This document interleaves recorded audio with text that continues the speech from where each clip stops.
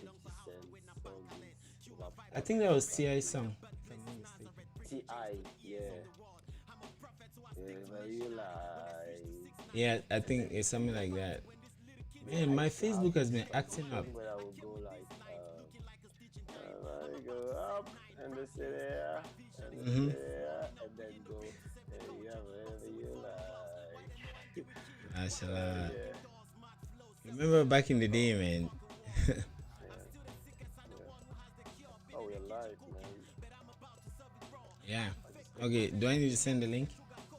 Since you can I really just say got it. the notification. I have the top one notification on Facebook whenever you go live. Mashallah. So I got it. Okay, let me share on my Okay. wall. Senior software developer, DJ entrepreneur, electronics. I will keep disturbing. When you get you, I'll remember. Each one I'll remember your skills and put them there. That's your CV too.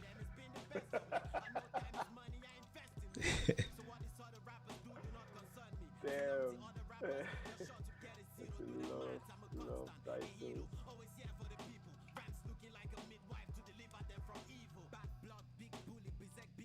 Again with the party man. It's my lunch break. So I'm sharing, yeah. Which are software development.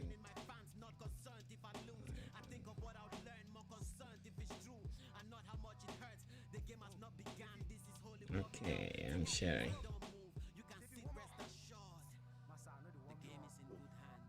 What time is it over there for you? It's 8:01. Oh, okay. Nice.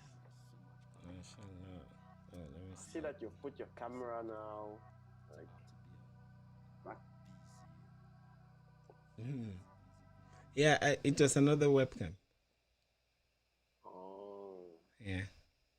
And how do you connect all of them? So do you have a hub where you connect all the cameras and then you control the Yes, it's software? just a docking station.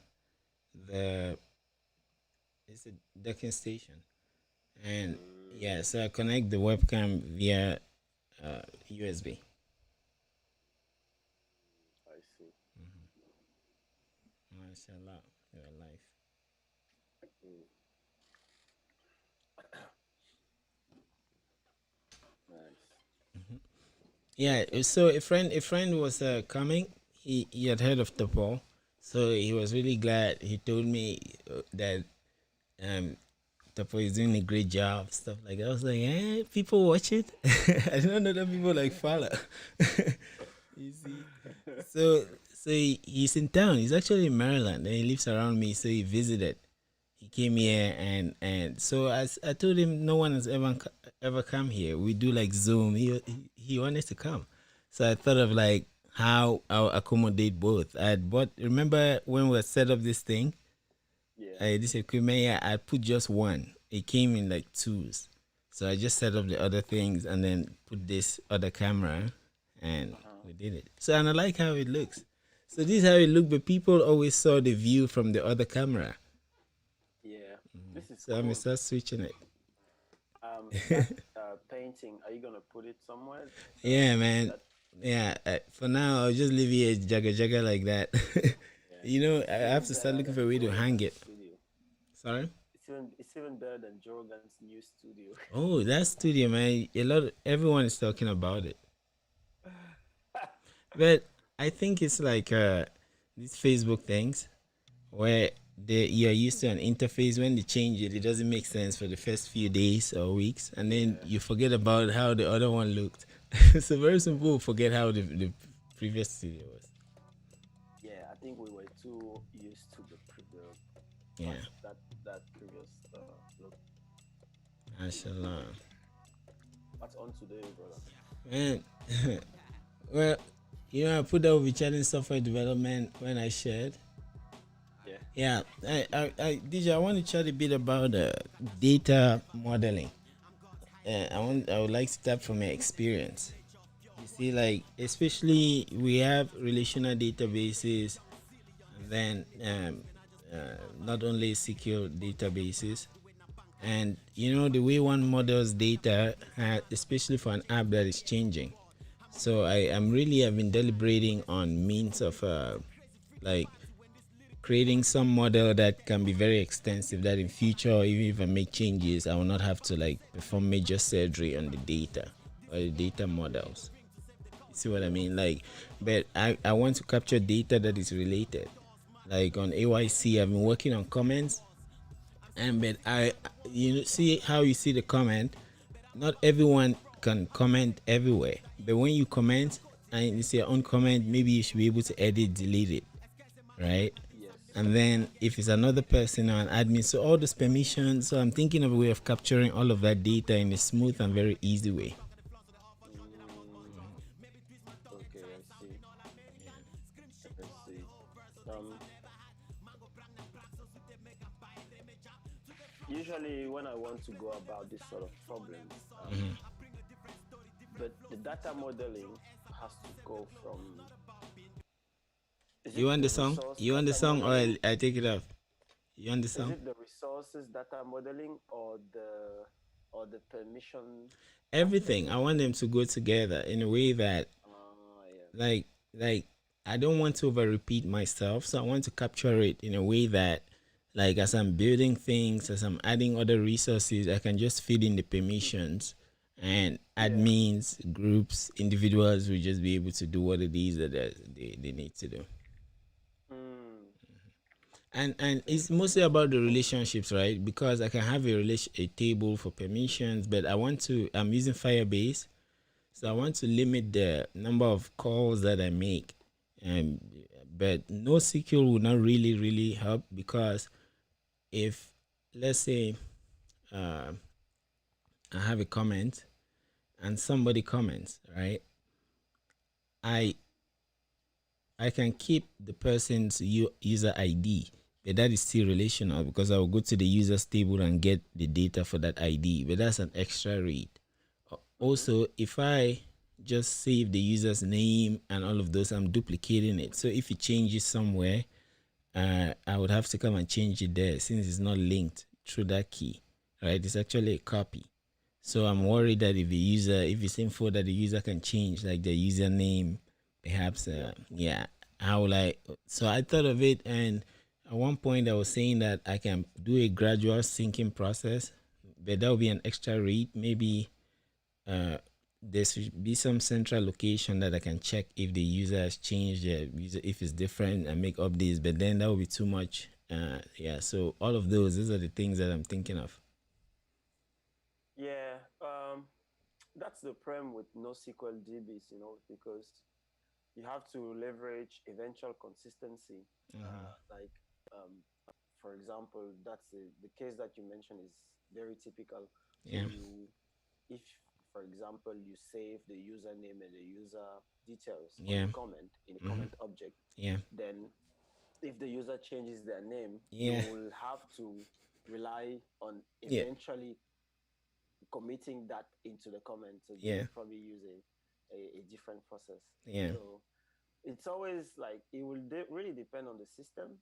And if using Firebase, mm, it will really depend on the system. One easy way is just to say that usernames are immutable. And then Yeah. I thought when of that. someone picks a username, you can always put it everywhere Mm-hmm. in the comment sections. Yeah. And of course, it limits the system because if you want to put an avatar next to the username, you really can't rely on that because Yeah. if the user changes the avatar, it's not going to work. Mm-hmm. So it's just a matter of trade-offs. What are the trade-offs we want to accept, and what are the trade-offs we can't accept, and then the solution will come from that. Okay. Um, Now, so what is the actual problem, and then let's try to look for a Yeah. quick solution first, and Yeah. then we iterate on So that. the actual problem is to capture the permissions that the user has on let's say like comments on a resource. Uh-huh. Yes. To Yeah. capture it, Okay. and yeah, in a way that is very extensible Mm.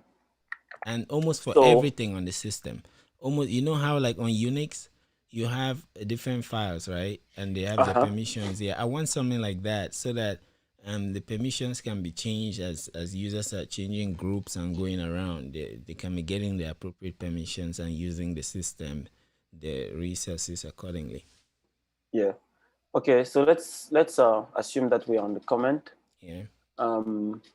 So who can access the comments? So can anyone comment? It depends. So for generally, members can comment, right? Okay. And then you have groups that there will be comments that will be local to that group, and other spaces that are limited like that. I say like you have groups. If you're not part of a group and it's not public, you should not see it, right? And you should not be able to comment. But if you Yes. belong to Okay. a group, yeah, if you belong to a group, if you belong to, yeah, of which members can Okay. just be a group, right? Like members, every member is one group member, so that members of the site can comment, and they can also have permissions to comment in the groups and other places that they can. I've noticed that in Firebase to implement permission, you can leverage what they have they call security rules. Yeah. And with those security rules, you can have the permission logic. Yeah. So whether you belong to a group, whether you belong to whether you're a member, so you can implement all of that to commit a comment in the DB. Okay. The problem now comes from the problem is the client. Yeah. How will the client know that, okay, this comment the user cannot comment on it? Yeah, that's what I want to do. Yeah. Yeah. So, and how do you let's say transduce that to the client? So how will the client understand that? And I mean, the simple way to just do that sometimes is just to use a flag and say can comment, and then this will be based on the user. But that works well when you have an API, because you can always calculate that logic when you're serving the comment object or when you're serving the resource. Yeah. That's just a very simple way to do that. Otherwise, if you have like a set logic, yeah, you could always take that logic that you have in your security rule and use it on your client. Yeah. Okay. Yeah. How about JWT tokens?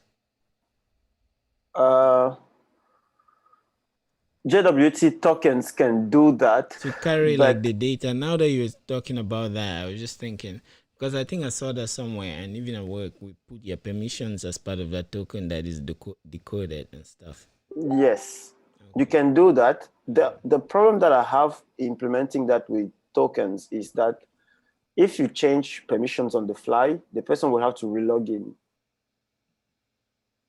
to have the most updated permissions. That's the biggest problem that I have with JWT tokens. Do you have to log in? Also, I don't get that part. So because the user will receive a token with all the permissions and all these things in it, well, basically with all the, how do they call it again? Actions and things like that. There's a name, I forgot. Oath. What? So because your token has a format, a standard format, and so you can embed different things into it, and I forgot the name, but let's just call it a property. So it's just a property that is embedded in your token, and then every time you make a request, claims? You mean claims? Claims, yeah, correct. Okay, yes, right. Okay, that's the word I was after. Yeah. Okay. So because your token will have all these claims, but then only the API knows, because your client doesn't decode the token at the end of the day. Yeah. So it's only when you're making API calls that the client will know. So it will work when you are, for example, getting a resource or want to post or commit a resource. But the client still doesn't know if, for example, you can comment it, because if the client knows or doesn't, I mean, if the client knows you cannot comment, maybe the client will decide not to display an input box, for example. Yeah. So that's what I'm saying. If you have that logic already in the backend, especially when you have a backend, it's much easier, because if you have that logic in the backend, just a simple flag will do. Just say can comment, and then boom, the client will know, okay, I'm not going to display the input field. Yeah. But if you don't have an API, if it's serverless and you're using, or not serverless, but if you're using Firebase where you don't have a place on the server to implement all that logic, it's a bit hard, because you will have to take the logic that you've put in your security rules and have it on your client. Yeah, right. That's the way I see it. I see what you mean. Yeah. And then now when you do that, the key now is to always have the right data in the resource. So the resource model should have enough data to be able to determine Who can use the it? rule. Yeah. If you can, whether the flag should be true or false, because at the end of the day, it's just a flag. Let's see, which means that, which means when you put it like that, I'm thinking that I can look at the permissions as a badge, right? I should not put that information in the resource. Like if I have a printer at work, the printer does not necessarily have info whether I can use it or not, but the badge that I'm given has the necessary permissions that I can scan it, and if I don't have access, I wouldn't. Same as I can swipe at the door, and if I don't have access, so I need to put that check on every resource instead. Or you can put claims in the user object, because the user object will always be carried on around, right? request. Yes, exactly. But so you can put all those claims in the user object. Okay. Let's say the groups that the user belongs to. You can put the group IDs. Let's say the comments that the user has made. Well, the comment already has a comment ID, but so that for that particular resource is not a big problem. But all those claims, you can always put them in the user resource, and then you can access that when you're writing your security rule. I remember that you can. I'm not sure 100%. So yes, I think if you have the auth object, you can use it. But I want to limit that security rules, that server side, so that I really want to focus on the client in a way that I can always manage those permissions like abstract. I want to just solve it once and for all, because I'm taking a lot of time just to comment. So if I don't have something that will solve other things, then I've wasted a lot of time. Yeah. The way I will do it, to be honest, for now, the way I will do it is just take all the scenarios and then see if a simple can comment flag or something like that can work. And then if it can't work, then I'll look for a more complex solutions. Okay. I mean, I'm always looking for the easiest. Well, the thing is that solution. Yeah. Or let's say if because can comment is quite precise, it's quite like it's a specific action. Yeah. You can relate to it by just saying by just calling it. Let's say you have a model where you have the resource name, which is in this case the comment, and then the actions. And actions you usually have create, update, delete, and get. So you just have an enum of these actions. With the that you append to the resource. So let's say comment a user. This will have all of these resources to it, and then you can put that into the user object of the user, and then on the client will always know. Then you can have a permission engine, and your client like that will just read this object and know, okay, if I come across a comment with this ID, then I know, okay, you can't comment to it, or you can comment, or you can read. So you can have it in the user object as a collection of permissions with different resources. I know that might be expensive in the long run. Yeah, that's what I'm thinking. Yeah, because you have to know about a lot of comments that the user can or cannot edit. Yeah, but it's a quick solution. It is. Yeah. And then once it becomes big, then you can extract it into its own collection and then do more fancy things with it. Because it will become like an access, like an ACL, access control list, where you have different resources, and then. Yeah, and if you have an ID, then you know it's a specific resource. If you don't have an ID, then you know it applies to all resources. That's another simple way of doing it. Yeah. And then, because the biggest problem that happens with this sort of systems is when you start hitting big numbers of people. That's why I'm trying to be careful too. Yeah. Because I know it will hit easily. Yeah. Yeah, but by the time you reach that level, you can your system will work fine. Okay. And then when your system is when you I mean it's a good problem to have because you know that you have a lot of people, Yeah, you that's have a the lot way of that. users. Yeah, right. So that becomes a nice problem to solve. But before that, what I will do is just quick, easy, simple solution to start with, and then Okay. iterate on that based on the users or the system requirements as it goes, as it grows. Okay. That's what I will do. All right. And with this Firebase, I'm beginning to really enjoy it. And that's what actually led me to think more about this technique, because I'm also trying to understand the Firebase system, like it's how to model data in it. You see, and Yeah, and I'm saying that because I feel like it's almost like a file system. That's yeah, yeah, it's almost like I'm dealing with folders and files. You see, so I'm trying to minimize. It means I can pack a lot of information in a file and in a very smart way. So I'm trying to yeah, explore those capabilities. So one of them actually, yeah. Firebase. I'm learning to like it as well. You know, the first time I I looked at Firebase, I was like, "This is what is this? This is rubbish." yeah, I see, yeah, But then, as I started building different systems, and then I was like, "Man, I'm always building front end, back end, and I'm like, this is just too time consuming." And hmm, then I decided to try Firebase recently, and yeah, it's not bad. It's not bad. yeah. It's really not bad. It's really not And that it has bad. a way I of think. modeling data that, like the latest problem I solved, I can tell you, then Uh-huh. we analyze it, and because that's how I want to be thinking about these things, and that's what led me to these comments. So, for example, comments are actually discussions. So I have like my collection for discussions, right? And you know that Uh-huh. that will give you like some kind of key, and then um, it gives like an ID. So each ID now leads me to a document, which is like the author. So I just put the author information there, like his Yeah. name, his ID, and then his profile picture. I just took that one, so that I don't have to make another call.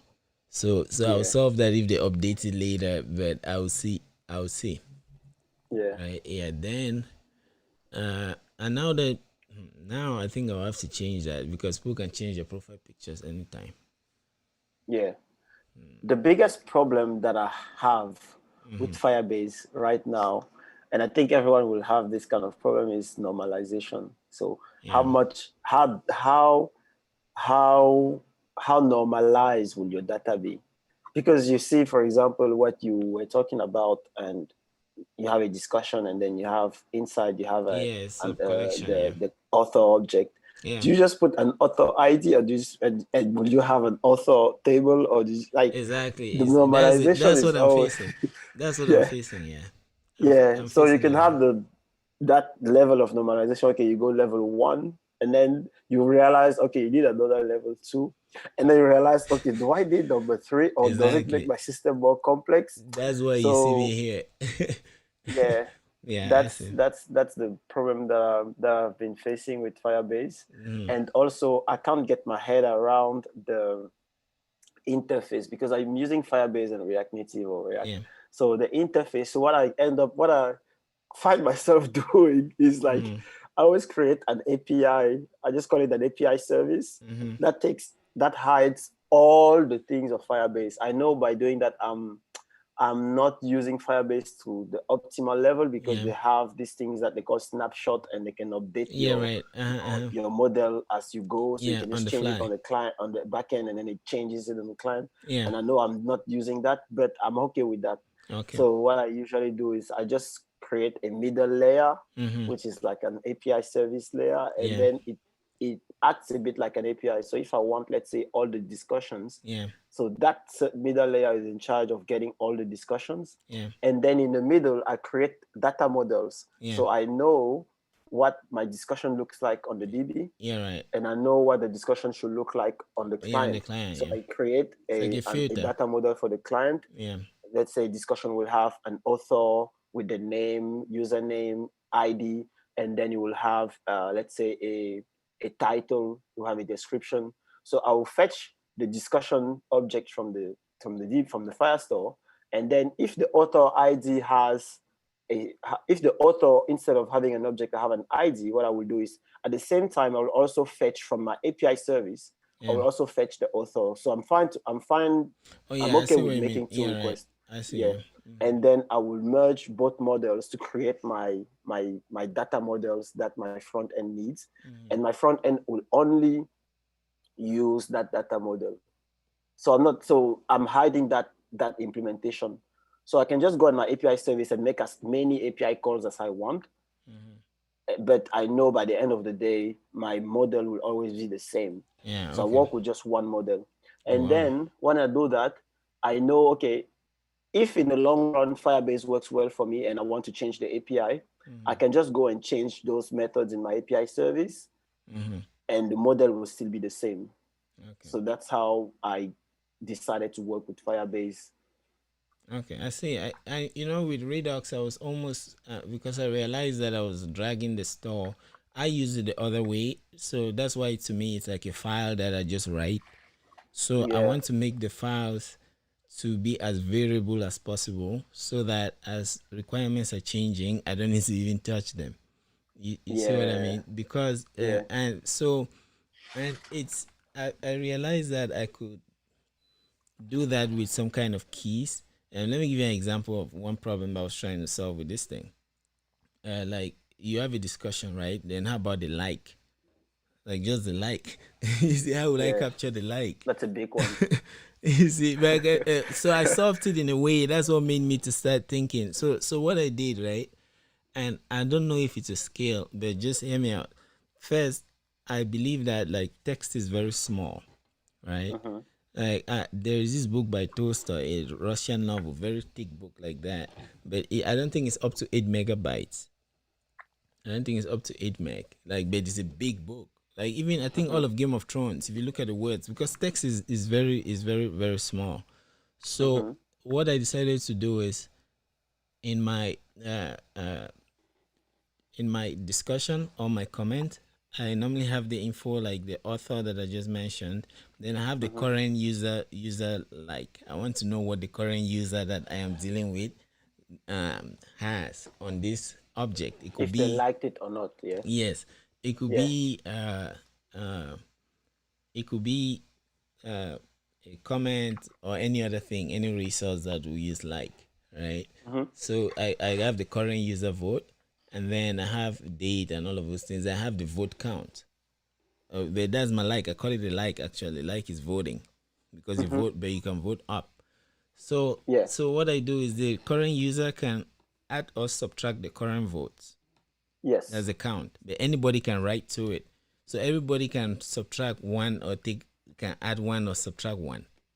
Yeah. Since it's Firebase, right? I can just Yeah. lead the path. It's one particular document that I know that whenever you have this discussion, it will be this document, this JSON document. So I can just write to it directly with the API that Firebase gave me. That almost that real-time thing.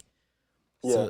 And I know that it will do the concurrency for me. So everyone can come and add or subtract one, right? Yeah. That's if you have added one, you can subtract it back to zero. So that's it. And then for the current vote, it's actually a list, it's a string of every user that has voted on that thing, their vote. You see what I mean? Mm-hmm. So your own will be there. So your So current your vote will own will be be there. there, so you Yes, can right. just know if you have an Exactly. include. Yes. So Yeah. I just do search now, and even when you like or you vote, I just do string replace. Because what I did is I have an enum that will say like 1 is up, 0 is up, 1 is Yeah. down. That's to dislike, and then maybe 2 is a none, right? Yeah. Yeah. So now whenever you vote or you like, I just rewrite your current user vote. So I'm just going to the string. It's simple. It's a string. We can easily process strings. So I Yeah. just look for you that pattern. I know where the vote is, zero or Yeah. whatever. After your user ID, then your vote. So I just get that. I rewrite it. Yeah. Hmm. The only problem that I see with that, I mean, that definitely will work. The only problem I see with that, which could be a massive problem when Yeah. at scale, is risk conditions. So Yeah, yeah. yeah, so if let's say many people at the same time are trying to like or dislike or vote or upvote, Yeah, then you might end up in a place where it's not consistent yeah, I get it. because I thought of that. Yeah. some commits will bounce back. I don't know. It will be harder to track, Mm-hmm. and also memory wise, because you will always have to go and take that string, that big string, and Yeah, let's say 10,000 people have upvoted. So you have a massive string of 10,000 IDs. yeah. You will always have to read it, Mm-hmm. see if your ID is in it, remove it, Yeah. and Replace it then if put yeah, it, if and it's then good. Yeah, I thought yeah, of that too. Yeah. yeah, Mm-hmm. yeah. So that's the only problem. But I mean, Yeah. at the start, Yeah. it's a thing to do, and then these are kind of problems that are nice to have when the system becomes bigger. Exact pages will be liked. I mean, how many things will be liked just to see how people will be updating that document. So it will be like this Yeah, board where people are just adding and removing their things, and then as it grows, solving the problem is just about extracting that string. So I can take it somewhere because there it has the user information, right? It has yeah, your ID which will not change, and then the vote that you had encoded. You see, yeah. so now I can How just about remove that. I can just remove that when it grows big and put it somewhere as its own table or in another database. You see what I mean? yeah, Yeah. yeah. How about I mean, this is one solution that I've used in the past. Yeah. I've used it when I was doing a NoSQL model with that I was using MongoDB. You know the Yeah. club application that I've built, Moja, for example, and Uh-huh. so that's just an example. And I Yeah. had a problem that's very similar, but Mm-hmm. less complex than yours because we're not dealing with massive data. Yeah. So, you could be a member of a club or Yeah. let's say party or something like that. You Yeah. could be a member. And I didn't want to just create the membership like that. So I wanted to always know when the user logs in, what are the memberships that they have. Mm-hmm. So what I did is in the user model, in the user object, what I did is I just had a membership key, like Yeah. a membership thing, Yeah. and that is just a organizer ID Yeah. column user Ah, ID. I see. Yeah. Mm-hmm. And you've So encoded that information. Yeah.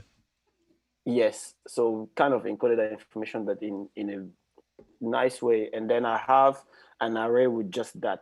So I know, okay, if I'm looking at this Yeah. membership and I'm looking at the user object, I Yeah. have, if I'm looking at it, I know I have the ID. Yeah. So I'm only looking for, and I also always know your ID as a user. So Yeah. I will always go in your membership, in your membership. So in that membership Yeah. All right. property Yeah. in your object, in that Mm-hmm. membership array, Yeah. and I'll look for the string membership ID, oh no, organizer ID Yeah. column user ID. And I Mm-hmm. know if I find it, then you're a member of this Yeah, it's the particular same. thing. This string is an array. It's like a list of I see. It's Yeah, the same, but but I it save is it yeah. in the user table, so Okay. just to On avoid. Firebase. No, that was on MongoDB, Okay, but MongoDB. Okay, definitely yeah. because I'm rebuilding that app and using Firebase now, Okay. so I will be using Firebase now for Okay. this. National. I Yeah, see. Yeah. But apart from that, I'm really enjoying Firebase. I can just think of my app as I have this folder. I can be thinking in terms of folders and the file. yeah, So it makes it because it's almost like a Unixy thing, and it's yeah, making it. I'm thinking of revising my Unix to see how they did permissions and those things because it's very versatile in Unix, very powerful permission system. yeah, Yeah. So now, and Unix they use a lot of files. Even their passwords are in files. So I hope to like get inspiration from that and put a lot of valuable data in files and extract them, but in a very scalable way. And yeah, yeah, I'm willing to do some trade-offs, but I want to do the trade-offs like with the current user vote. Like I said, I can easily export that data. yeah. So because since it's an encoding, it means I can always take it out and then just put it somewhere else and write a service that only handles that, even as a Correct, microservice or whatever it is. correct. Yeah. So, but I'm enjoying Firebase. The last thing that I'm working on Firebase now is I want to test their storage. I'm building an app at the moment that uses Firebase, and it's interesting. I like it. I'm using their storage. Have you used their storage where Yes, you that's store where I store files if someone pictures. Yeah, that's uploads where I and store stuff like that? profile Yeah. pictures. Yeah. How do you get the picture? Because I want to make Let me them see. public if you're if you're authenticated, I want you to access the pictures. Yeah, let me So see. I haven't used that yet. I looked quickly at that the other day, but then I was like, oh, how do I just create the URL for this picture? Because they have also buckets like Amazon on S3. Yeah. They also have buckets Yes, and right. stuff like Exactly. that. That you can use. Yeah. Yeah, yeah. So for picture,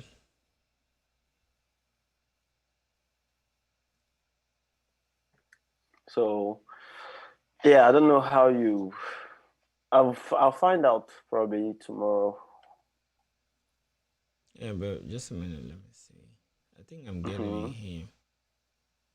Because actually, so what I did, I think what I did is I only have the link to it, right? So I'm So how do storing you the generate file. that link?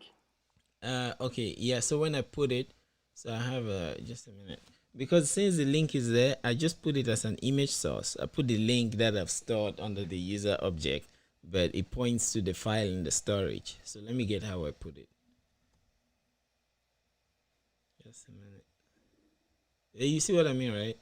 Because the file, Not yet. yeah, normally what people do is you would store the file on a disk and have a URL to it. But to remember the Yes. URL, you store the URL in a database. Yes. Yes. So now, whenever you go to my image, wherever you need it or to download it, all you need is the URL. Then So then I just put in the storage, and then the URL will go to. And then you create the URL. Yes. So let me. Okay. I see. Let me look at where I do that instead of my account. I have that in my account. Yeah, but I get it how to put it now. So it should be inside of profile.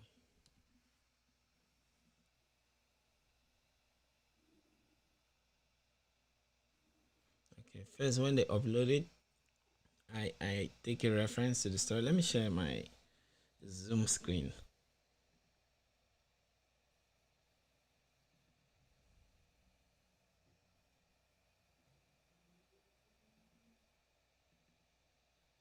Can you see it, DJ?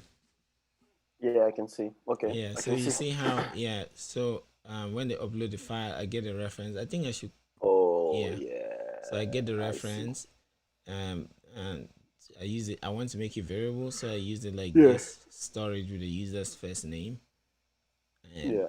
I see. and then I just I put it see. there.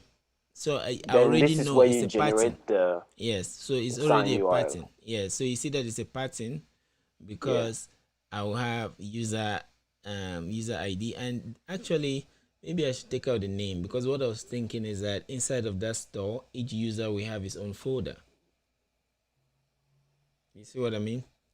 Yeah. Yeah, so later I can be Because putting different files there. yeah, I see. So Because it's you a have the pattern user that, yes, UID. yeah, I can just go to your own folder. And then the name. Yes, I can just go to your own folder and check your file, the particular file. This one is profile pic. It may be some other picture. So that's what I'm enjoying about Firebase. I can be using patterns since it's just files and folders. So I can be using patterns to create files and folders, and it's almost like I'm just marrying the app to a structure in the file system. They have a huge usage of refs. They heavily use refs. Yeah. So it's cool. It's cool. Yeah, I like it. I like it. Yeah, I'm rebuilding many apps using Firebase now. Okay. Especially because it removes a lot of complexity from the back end. And if I need, so my clients are now very thick because I put a lot of logic on the client now. I used to put a lot of logic on the API. You have to avoid reads. You have to be Yeah, think of like how much you're writing, reading, and yeah, yeah. But now I really don't care. yeah. I I'll just put stop caring. everything on the client. Mhm. And then if things go well and let's say the app is massive, then I Yeah, will think about having an yeah. API. It's killing But it. Yeah. that's why, yeah, that's why I'm just creating models for everything. And then if I create an API, just replace the API service to consider the API. And then also the good thing is it will help me remove things slowly. So I Yeah, can just say, okay, let me do the API for the users now. yeah. And then I know I can just remove the users Mashallah. the use I can just put the user API on the server for now and then Yeah, just do that's it. incremental migrations. Especially if you do Node.js, Yeah. like moving it. How will you even move it? The backend. Oh, you know what? I'm actually trying to learn Node.js. I've never really done Node.js. I always build my backends in .NET Core Yeah, or right. .NET, Yeah. so I've never really used the Node.js. It's So also the same. Like if you're using Firebase, you know that Firebase normally creates uh resources for you on Google App Engine, right? Like even the storage, yes. yeah. So uh App Engine I used to use Golang. Golang Mm. actually took web development patterns from Node.js and Python, Uh-huh. Django, and built it into the language. You see what I mean? So you see how that practice is primitive in Golang. Yeah. So now where you have your routes and then you just map them to route handlers. You see what I mean? The same with Node.js. Like it Yeah, comes yeah, with an yeah, I see. inbuilt server, so you can. But people have built libraries around them. All what you need to do is to take the route and map it to like a controller that And will create handle a it. handler. Yes, exactly. Yeah. And that's it. That's it. That's all of it. So now you can And start you also protecting those have handlers. like middleware. Let's say you have Yes. because in .NET, for example, you have this concept of filters. Yeah. So if your request comes in, then you can intercept it, Yes. do some Even in processing. Let's Angular. say check if you're authenticated, check if the body is fine, and Yeah. then proceed to the handler. Do you also Yeah. have these Yes. middlewares? There are many ways to do that in Golang. From a language point of view, it's a functional language. That you can Mm-hmm. decorate functions, right? Mm, Yeah, you can decorate functions. So you write a function that takes a function and returns a function. So now you can have your middleware be those decorators that they take it, do yeah, whatever they have to do, rewrite it, whatever, and that's just yeah, middleware. Yeah, they rewrite it. So you can have a whole array of them, or you can have yeah. one that is like recursive. It sends it to the next function just like that until the last Mm, function will be the yeah. actual thing that returns the request response. Yeah, not just loves this next thing. Mashallah. You just see It's next, amazing, right? Yeah, next. you're just going. It's amazing, right? It's a Yeah, whole just assembly pipe line. everything like that. Yes, it's a whole assembly line, right? I Yeah. love this song, man. I hope I can put it again. And I'll keep repeating it. Those that are listening, please, I'm sorry. This guy, he came on the podcast. I need to listen. I will after this one. I'll listen to that episode. Yeah, it's Um, amazing. Mhm. who is the guy? Who is Young that guy? Holiday. Young Is it the Holiday. guy who sings uh the Brenda Bias song or something like that? Is I'm it the not guy? sure. I'm not sure. But he's a great guy. Check it out, man. We can chat about him Mm, later. It's amazing. He does yeah, a I'll lot of look good into work, it. yeah. So DJ with Node.js too, and actually the Node.js guy created a new framework called Deno. Ah, yeah, I heard Yeah, about so that I one. looked at it. It's also very Unixy and very secure from the ground up. You can start giving permissions to scripts that you write, and script the runtime can stretch itself out to the network. So it uses memory like a whole hierarchy of like caching systems.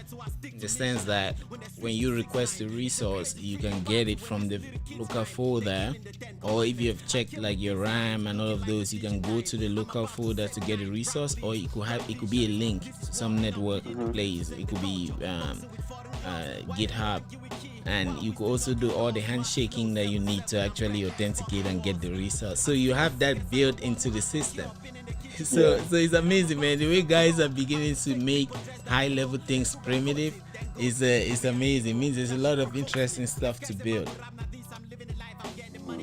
I'm looking at Deno now. I'm on their Yeah, page I now. looked at it already. I tried it. It's good. The guy has really been inspired by the Unix guys. So he's trying Yeah, to build. He built. You know, if you look at Deno, it's the same node. He just changed the words.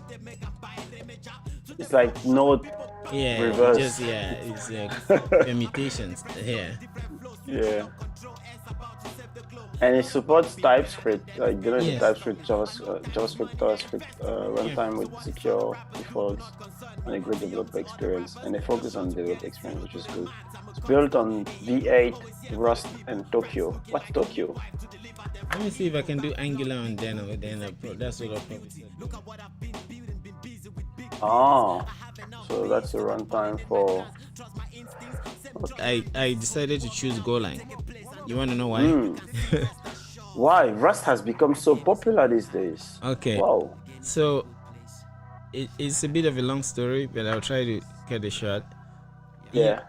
You know I the mean, especially because I need to go soon as well. you know the main problem that those languages were trying to solve at that time is to present a modern type system, especially in terms of memory. Like they don't want to be passing pointers around, or C++ error management things that we used to have with managing memory. Mm-hmm.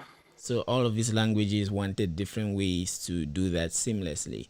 So Rust has like an owner model that the owner can write, and then it passes like a copy to other people, and it has a way of sewing all of those together so that the type system is consistent. But it does it at a very primitive level and very fast, so you can use it to do systems. I think the new Mozilla is built in Rust, and that with that memory, yes, so it's very efficient, and it's just a way of solving that whole memory management issue. So Rust had that model. Golang came with something called CSP, communicating sequential processes, where it says that like different resources can access something but sequentially. So only one person can handle it, but we can create what they call threads. It has what they call Go routines. Those are like functions that you can handle, you can use to access data. But since it's Yeah. synchronized, right? So you can just have it work without you worrying about memory management. And then they added a garbage collector to handle Yeah. all those Go routines. So it's fast too and very, very Yeah. smooth. So you see that was a concurrency problem. So I was able to understand the Golang technique easily. So I dropped Rust, like because I needed to know a lot. Like they had their tricks. So with Golang, and then I came to realize that RxJS is like Golang. You know RxJS? Yeah. RHS. Yes, You told me about yes, it the other day. yeah, Yeah, that reactive kind of JS. Yeah, yes, you told me about it the other day. Yeah. yeah. So now it's easy for me to think about systems in that manner. Yeah. So that's why I left Oh, Rust and went the Golang route. when are we working on Topper Daily? We still have Tell me, a yeah, lot of things to do. yeah. We still have a lot Tell of me, things to do yeah, on Topper man. So Daily, many things like there. the subscription, Yeah, the scraping of sources, um, yeah, the whole front end thing. I want us to use WhatsApp. So when people go and sign up on Topper Daily, they put their phone number, and we send them a topper every day. okay. But we send it to them on their WhatsApp So, phone. okay, all right. That would be a nice Yeah. feature. Yeah. Okay. So just like a long form bullet point thing All right. where I we see. just go, okay, this has happened today. Let's talk about it. This has happened today. Let's say 5 topics, and that's your topper for the day. Next day, we send it to you again. Yeah. Okay. Interesting. I'll be glad. So we can keep working on that. I'll have a lot to learn about React and actually your own way of thinking too. Yeah. So yeah, let's do that. Maybe on the weekend we can do that if you're free. I think on Yeah, Saturday I yeah. should be able. Yeah. This AYC comments, I'll round it up as soon as I can. I will just brute force the whole thing. I can fix it later. I can make it elegant later. I will just like keep going. Yeah, Let's just make it work. If it yeah. I'll works, make it work. Yeah, then we can improve it. That's yeah. one thing I've learned. I used to just be very I say perfectionist, where I'm like, oh, I need to make it nice, use the best engineering practices and stuff like that. Yeah, you can do that, but It really take it. sometimes it's not worth it. Yeah, that's why even like Yeah. the Mona Lisa was not finished. So so now I just look for the good way of doing things, but not Okay. with too much engineering. I don't want it to be an overkill solution. I just want to make something that works, especially at the start, Hmm. if it works. And then because people are so they have high hopes for good design, so I will just make sure that the design is nice. Hmm. But for the whole back end stuff, Yeah. I don't want to just go. I don't overkill things anymore. I just do what works, and then and that's the part that you can always improve without the user knowing, and then just do a good job on the UI. That's how I Okay. usually I think approach yeah. things Thanks, now. DJ. That's the path I'll take. I actually haven't taken the path so far until I came here, and then I don't know what happened. As I was looking at it, I started seeing that I want to actually make it generic. So that Yeah, because when I will have groups, I want to just reuse the same component yeah. and in different places. So I need to start parameterizing it like that. But anyway, I'll see. And thanks. Yeah, I'll try Mm, that approach and just focus on like the functionality at hand now. yeah. Cool, cool, cool. Make Yeah. a go. Well, DJ, thanks for your time. Yeah. So hit me up. We'll continue with the other ones. Sure. But yeah. Have a Okay. good Yeah. night, man. Thanks, DJ. You too. Enjoy work. See ya. Yeah. See you. Bye.